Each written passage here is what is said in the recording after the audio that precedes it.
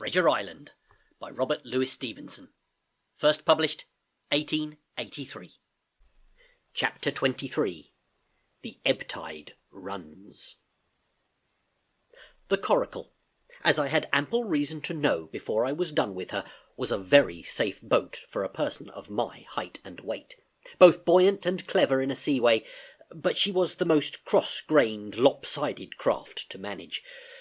Do as you please, she always made more leeway than anything else, and turning round and round was the manoeuvre she was best at. Even Ben Gunn himself has admitted that she was queer to handle till you knew her way. Certainly I did not know her way. She turned in every direction but the one I was bound to go. The most part of the time we were broadside on, and I am very sure I never should have made the ship at all but for the tide. By good fortune, paddle as I pleased, the tide was still sweeping me down, and there lay the Hispaniola right in the fairway, hardly to be missed. First she loomed before me like a blot of something yet blacker than darkness. Then her spars and hull began to take shape, and the next moment, as it seemed, for the further I went, the brisker grew the current of the ebb, I was alongside of her hawser, and had laid hold. The hawser was as taut as a bowstring, and the current so strong she pulled upon her anchor. All round the hull, in the blackness, the rippling current bubbled and chattered like a little mountain stream. One cut with my sea gully, and the Hispaniola would go humming down the tide. So far so good, but it next occurred to my recollection that a taut hawser suddenly cut is a thing as dangerous as a kicking horse. 10 to 1, if I were so foolhardy as to cut the Hispaniola from her anchor, I and the coracle would be knocked clean out of the water. This brought me to a full stop, and if fortune had not again particularly favoured me, I should have had to abandon my design. But the light airs which had begun blowing from the south-east and south had hauled round after nightfall into the south-west. Just while I was meditating, a puff came, caught the Hispaniola, and forced her up into the current, and to my great joy I felt the hawser slacken in my grasp, and the hand by which I held it dip for a second under water. With that I made my mind up, took out my gully, opened it up with my teeth, and cut one strand after another, till the vessel swung only by 2. Then I lay quiet, waiting to sever the last, when the strain should become more lightened by a breath of wind.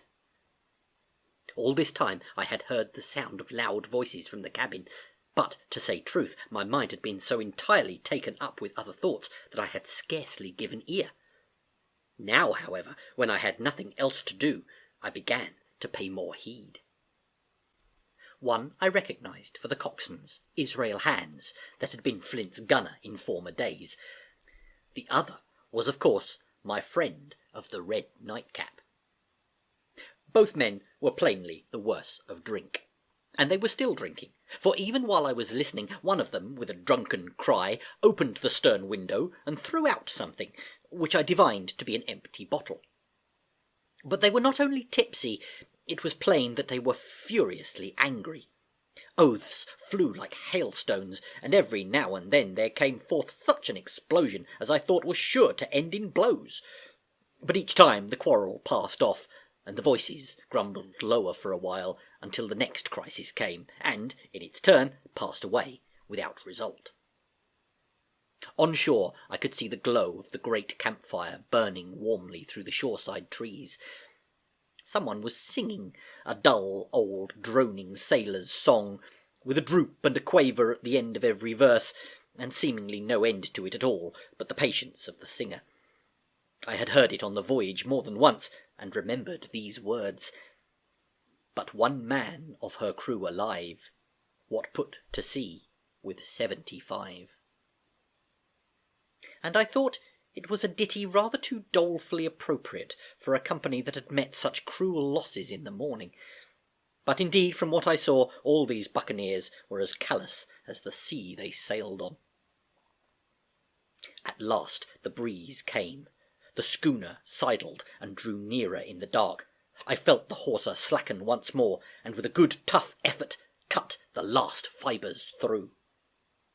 The breeze had but little action on the coracle, and I was almost instantly swept against the bows of the Hispaniola. At the same time the schooner began to turn upon her heel, spinning slowly end for end across the current. I wrought like a fiend, for I expected every moment to be swamped, and since I found I could not push the coracle directly off, I now shoved straight astern. At length I was clear of my dangerous neighbour, and just as I gave the last impulsion, my hands came across a light cord that was trailing overboard across the stern bulwarks. Instantly I grasped it. Why I should have done so I can hardly say. It was at first a mere instinct, but once I had it in my hands and found it fast, curiosity began to get the upper hand, and I determined I should have one look through the cabin windows.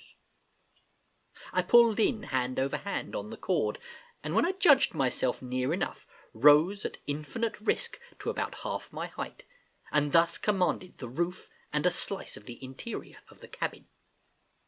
By this time the schooner and her little consort were gliding pretty swiftly through the water. Indeed, we had already fetched up level with the campfire.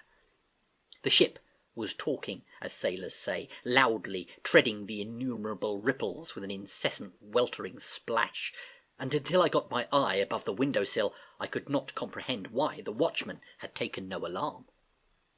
One glance, however, was sufficient, and it was only one glance that I durst take from the unsteady skiff. It showed me Hans and his companion locked together in deadly wrestle, each with a hand upon the other's throat. I dropped upon the thwart again, none too soon, for I was near overboard.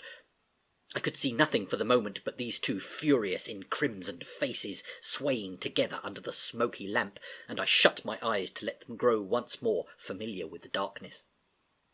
The endless ballad had come to an end at last, and the whole diminished company about the campfire had broken into the chorus I had heard so often. 15 men on the dead man's chest. Yo ho ho, and a bottle of rum. Drink, and the devil had done for the rest. Yo ho ho, and a bottle of rum.